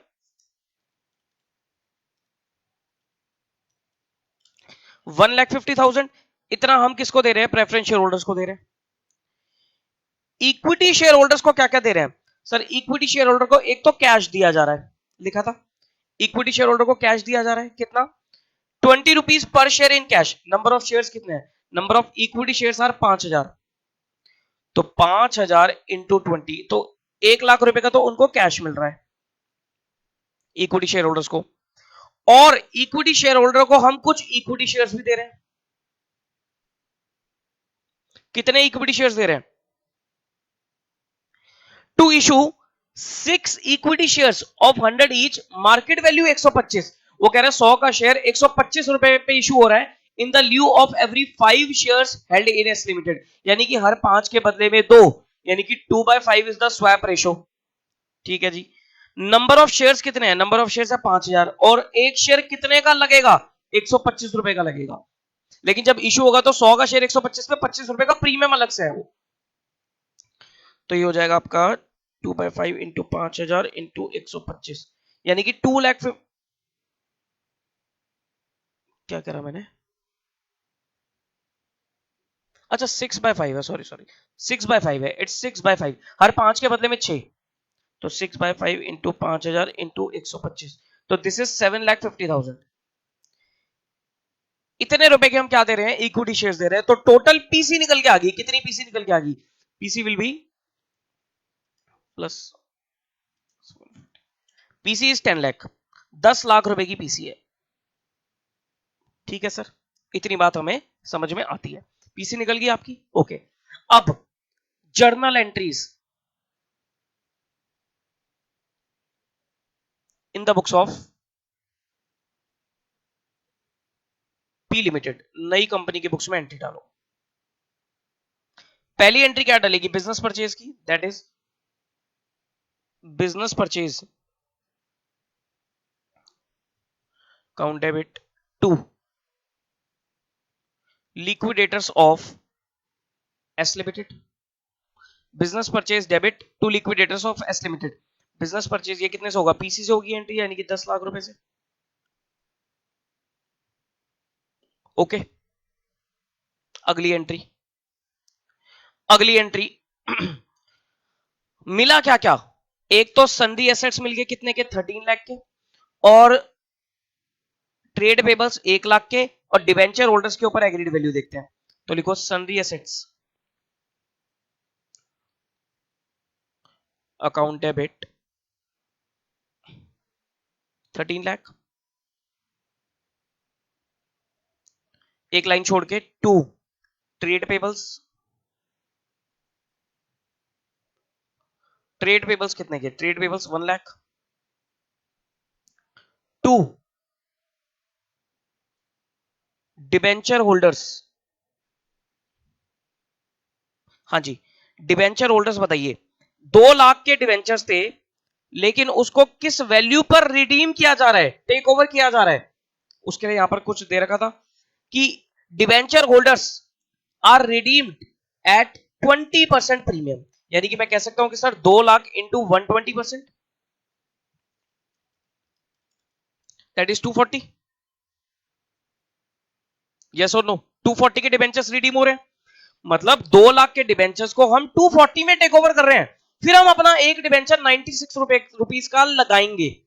समझ रहे हो या नहीं? कि सर 2 लाख के डिबेंचर्स को टेक ओवर किया 20% प्रीमियम पे, यानी कि 240 इज द एग्रीड वैल्यू, और 240 के जो डिबेंचर होल्डर्स है उनको हम डिबेंचर इशू करेंगे, एक डिबेंचर 96 रुपीस का लगेगा, तो नंबर ऑफ डिबेंचर ज्यादा होंगे। अभी देखते हैं कैसे। To business purchase, to business purchase 10 lakh. अब जरा नेट असेट्स बता दो मुझे कितने? 13 लाख माइनस 1 लाख माइनस 240, यानी कि 9,60,000 के नेट एसेट्स के लिए आपने 10 लाख रुपए पे करे, यानी कि आपने ज्यादा पे करे, तो गुडविल आ जाएगी। गुडविल अकाउंट डेबिट कितने से? 40,000 से। बैलेंसिंग फिगर, गुडविल आ गई कितने की? 40,000 की। इतनी बात समझ में आती है? बोलो भाई, एसेट्स लायबिलिटी को टेक ओवर किया, यस सर। बी, सी सॉरी, अगली एंट्री पेमेंट करने की, पीसी को सेटल करने की, that is liquidators of S limited debit 10 lakh. अब ये 10 लाख हम कैसे कैसे दे रहे हैं? टू, ये ऊपर आपको पता लग जाएगा कि सर 150 के तो हमने प्रेफरेंस शेयर इशू करें, 9% प्रेफरेंस, कितना था? 9% preference share capital 150 to 9% preference share capital 150। Okay sir. To cash, cash कितना? कैश इक्विटी शेयर होल्डर्स को हमने 1 लाख का कैश दिया था। To equity share capital and to securities premium. यहां पर कैलकुलेशन करो, बताओ ऊपर 7.5 लाख रुपए के हमने शेयर इशू करे, लेकिन एक शेयर 125 का लगाया है, तो नंबर ऑफ शेयर्स कितने हो गए? नंबर ऑफ शेयर्स हो गए 6000, यानी कि 6000 इंटू 100, 6000 इंटू 100, 6 लाख की तो कैपिटल हो गई, और 6000 इंटू 25, 150 की क्या हो गया? 150 का क्या हो गया? प्रीमियम हो गया। यस सर, इतनी बात भी हमें समझ में आती है। पीसी को पे कर दिया आपने। अगली एंट्री क्या बनेगी आपकी? अगली entry will be payment to debenture holders. Debenture holders की कुछ बात थी कि सर डिबेंचर्स को हमने 20% पे टेक ओवर किया, लेकिन एक डिबेंचर 96 का इशू किया हमने। कैसे करोगे entry? Debenture holders account debit 240 to 8% mortgage debentures, कि सर 240 के डिबेंचर होल्डर्स को हमने एक डिबेंचर 96 का लगाया है, तो नंबर ऑफ डिबेंचर्स कितने हो गए? 2500 डिबेंचर इशू करे आपने 100 रुपए के हिसाब से, तो 250 हो गया। ठीक, यानी कि बाकी 10,000 रुपए का क्या हो गया? डिस्काउंट हो गया। That is discount on issue of debenture. तो आप कह सकते हो ना कि आपने डिबेंचर डिस्काउंट पर इशू करे, discount on issue of debenture 10,000 रुपए। बोलो भाई, बात समझ में आती है? बात समझ में आती है? यस सर, हमें कुछ कुछ बात समझ में आती है। पीसी निकाल ली हमने। पीसी निकालने के बाद पहली बिजनेस परचेज की एंट्री, दूसरी एंट्री क्या डलेगी? एसेट्स और लायबिलिटी को टेक ओवर करने की एंट्री, यहां पर गुडविल सीआर निकलेगा। थर्ड एंट्री पीसी को पे करने की, फोर्थ यहां पर डिबेंचर होल्डर्स को पेमेंट करने की एंट्री है। सर पहली 3 एंट्री में तो हमें कोई दिक्कत है नहीं, लेकिन ये फोर्थ एंट्री कुछ बच्चों को समझ में आई होगी, कुछ बच्चों को थोड़ा सा खटक रही होगी एंट्री, क्या कर दिया सर, ये कैसे कैसे किया हमने।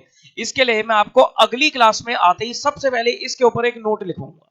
ठीक, अगली क्लास में आती, डोंट वरी, अगली क्लास में आती मैं डिबेंचर्स के ऊपर एक आपको नोट लिखवाऊंगा, और फिर हम आगे बढ़ना शुरू करेंगे। तो अगली क्लास का टारगेट है सबसे पहले डिबेंचर्स के ऊपर नोट करेंगे, उसके बाद 1-2 क्वेश्चंस करेंगे, फिर मैं आपको रिमेनिंग एंट्रीज कराऊंगा इन the books of new company, फिर हम और क्वेश्चंस करेंगे।